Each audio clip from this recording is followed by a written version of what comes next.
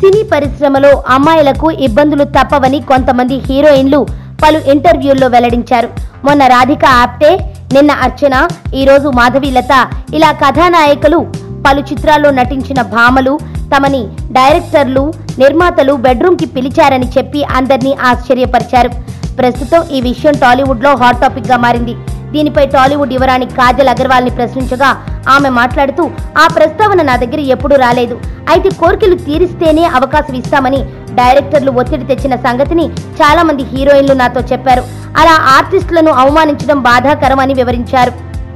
మీరు ఎలాంటి ఇబ్బందులు ఎదుర్కొన్నారని అడగగా, హీరోయిన్లను కేవలం గ్లామర్ డాల్ గానే చూస్తారు, అందుకోసమే మమ్మల్ని తీసుకుంటారు. హీరోయిన్లను కేవలం గ్లామర్ డాల్ గానే చూస్తారు, అందుకోసమే మమ్మల్ని తీసుకుంటారు. నేను పరిశ్రమలోకి వచ్చిన కొత్తల్లో అందాలు ఆరబోసే పాత్రలు కొన్ని చేయాల్సి వచ్చింది. ఇప్పుడు మాత్రం నాకు నచ్చిన సినిమాలనే ఎంచుకుంటున్నాను అని కాజల్ స్పష్టం చేసింది.